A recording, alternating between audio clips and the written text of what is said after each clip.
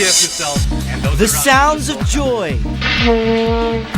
iReporters become World Cup superfans as the global football tournament continues in South Africa. We'll bring you highlights of the worldwide enthusiasm.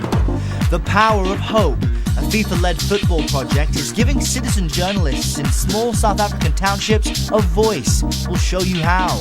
Plus, the battle of the smartphones. New technology rolling out this summer may change the way you connect with friends. We'll show you all the latest gadgets.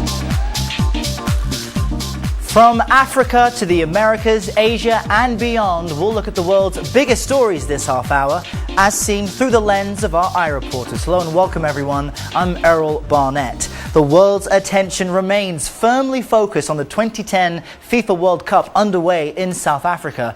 And based on the iReports we've been flooded with, it's obvious that football fans love showing their support no matter where they are. Here's some of your raw excitement.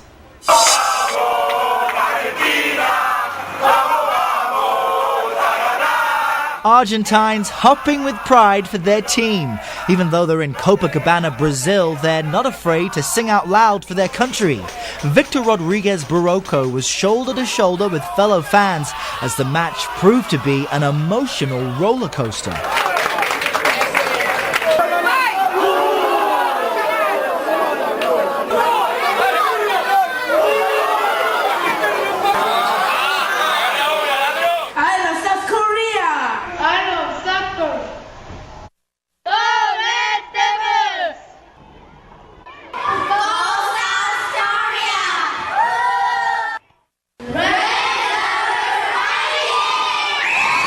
Even 5th grade students at Maebong Elementary School in Daejeon, South Korea made time for their team.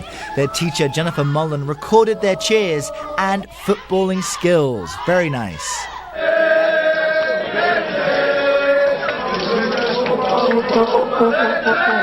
In German villages like Vilseck, the young and the old took to the streets.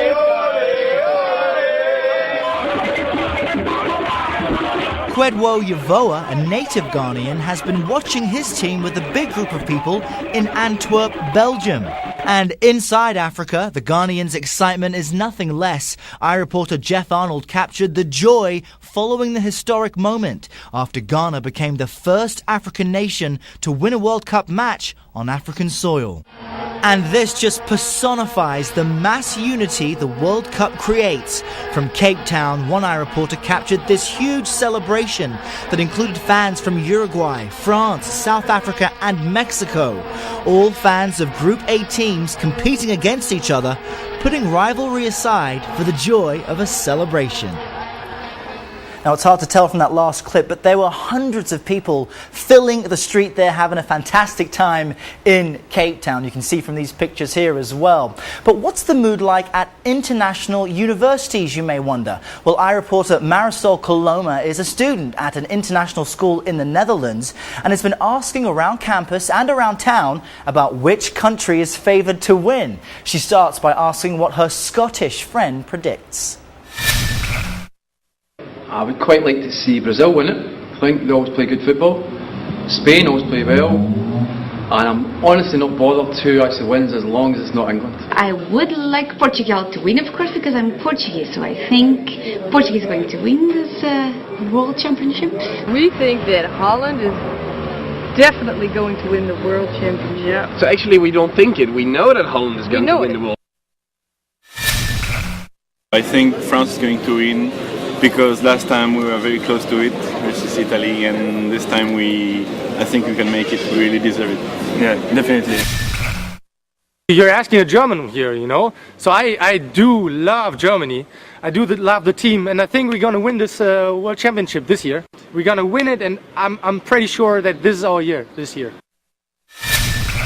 Australia is going to win because Italy robbed us of it last time, so we deserve it and we should have won it last time. I would want Serbia to win because I'm from Serbia and I really think it's about time they won something. So if you keep in track there was a lot of support for home teams. I think I heard one person there saying anyone but England. Not sure how I feel about that. But if you want to chime in, we have just the place for you to do it at cnn.com/fanzone. You can register as a superfan and see our gallery of some of the most outgoing among you. In the fan zone, there's also a bunch of other features like quick vote polls as well. So if you've got some support to show, do it here. But you may be wondering, what's a fan to do if your team is expected to win? Like Brazil, for example. FIFA ranks the team as the world's #1, and they've won the championship 5 times, more than any other country. Well, one iReporter in Brazil, Victor Barroco, has been sending us updates from Rio de Janeiro. You see them here in these pictures. They're from a massive viewing party where thousands of people watched Brazil play. He said you could see expressions turn from concern to excitement. So we reached out to him via webcam after Brazil's first match with North Korea.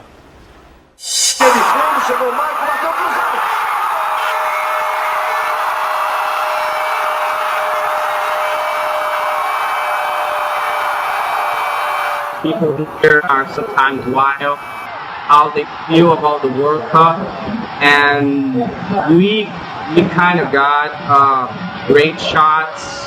We could get people's feelings when they were like scared, when they were happy. It was really cool.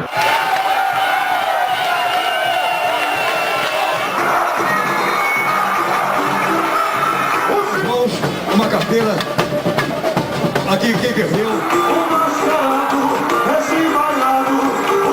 After the match was over, people of course were celebrating, they were screaming. We could see some crazy things like people wearing weird costumes. We took pictures of the dancers, the black dancers that dance samba.